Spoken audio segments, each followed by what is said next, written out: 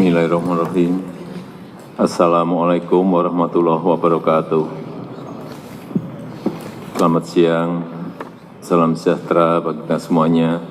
Om Swastiastu, Namo Buddhaya, salam kebajikan.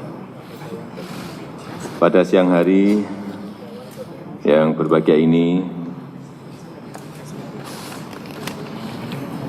saya ingin menyampaikan hal yang berkaitan dengan perpindahan ibu kota negara. Rencana untuk pindah ibu kota itu sudah digagas sejak lama, bahkan sejak era Presiden pertama Republik Indonesia, Insinyur Soekarno. Dan sebagai bangsa besar yang sudah 74 tahun merdeka, Indonesia belum pernah menentukan dan merancang sendiri ibu kotanya. Banyak pertanyaan, kenapa harus pindah?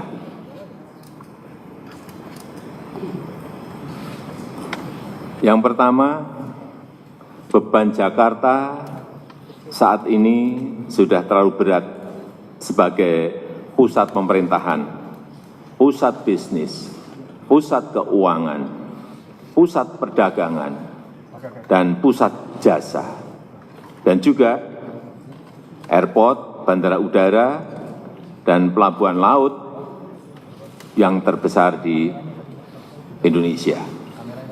Yang kedua, beban Pulau Jawa yang semakin berat dengan penduduk sudah 150 juta atau 54% dari total penduduk Indonesia, dan 58% PDB ekonomi Indonesia itu ada di Pulau Jawa, dan Pulau Jawa sebagai sumber ketahanan pangan. Beban ini akan semakin berat bila ibu kota pemerintahan pindahnya tetap di Pulau Jawa.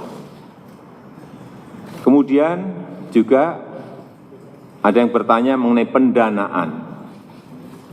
Perlu kami sampaikan bahwa total kebutuhan untuk ibu kota baru adalah kurang lebih 466 T. Nantinya 19% itu akan berasal dari APBN. Itu pun terutama berasal dari skema kerjasama pengelolaan aset di ibu kota baru dan di DKI Jakarta. Sisanya akan berasal dari KPBU, kerjasama pemerintah dan badan usaha, serta investasi langsung swasta dan BUMN. Pertanyaan ketiga, kenapa urgent sekarang? Kita tidak bisa terus-menerus membiarkan beban Jakarta dan beban Pulau Jawa yang semakin berat dalam hal kepadatan penduduk, kemacetan lalu lintas yang sudah terlanjur parah, dan polusi udara dan air yang harus segera kita tangani. Dan ini bukan kesalahan Pemprov DKI Jakarta, bukan, tetapi terlebih karena besarnya beban yang diberikan perekonomian Indonesia kepada Pulau Jawa dan kepada Jakarta. Kesenjangan ekonomi antara Jawa dan luar Jawa yang terus meningkat meskipun sejak 2001 sudah dilakukan otonomi daerah. Pemerintah telah melakukan kajian-kajian mendalam dan kita intensifkan studinya dalam 3 tahun terakhir ini. Hasil kajian-kajian tersebut menyimpulkan bahwa lokasi ibu kota baru yang paling ideal adalah di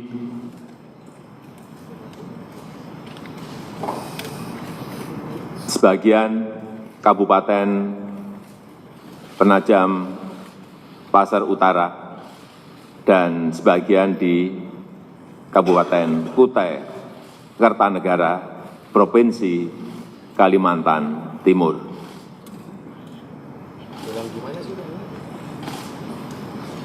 Kenapa di Kaltim?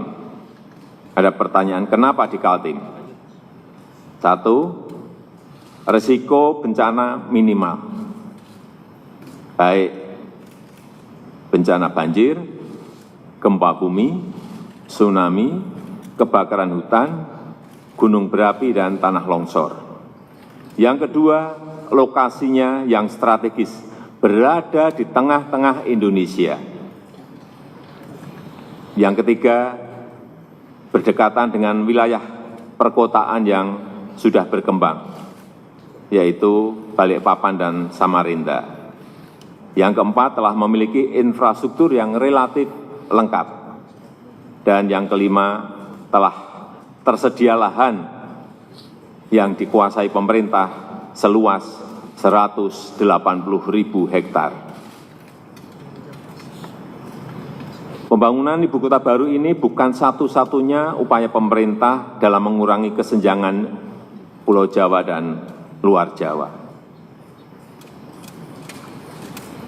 Karena selain itu pemerintah juga akan membangun industrialisasi di luar Jawa berbasis hilirisasi sumber daya alam.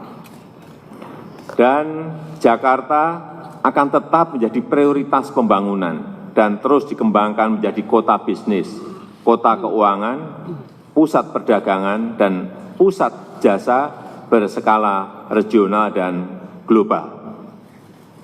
Dan rencana Pemprov DKI Jakarta untuk melakukan urban regeneration yang dianggarkan sebesar 571 triliun tetap terus dijalankan dan pembahasannya sudah pada level teknis dan siap dieksekusi.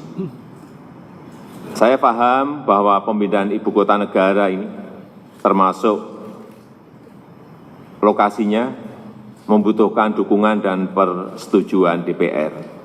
Oleh sebab itu, tadi pagi saya sudah berkirim surat kepada Ketua DPR RI dengan dilampiri hasil-hasil kajian mengenai calon ibu kota baru tersebut. Sehubungan dengan hal tersebut, pemerintah akan segera mempersiapkan rancangan undang-undangnya untuk selanjutnya disampaikan kepada DPR.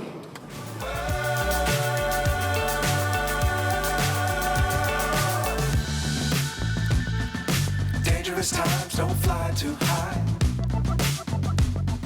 Be sure to keep the ground in sight. Fly forever if you keep it tight. Love the world but keep the sky on your mind.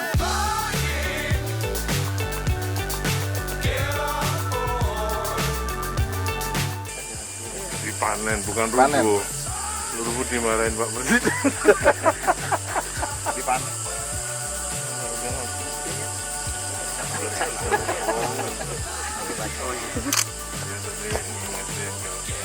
Lagi bertahun di Monas kekuatan dulu. Mantap.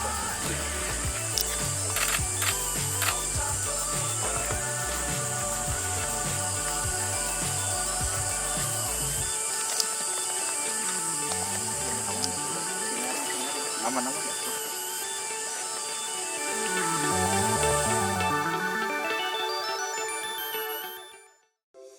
Di antara banyak sumber informasi, kami layak dipercaya.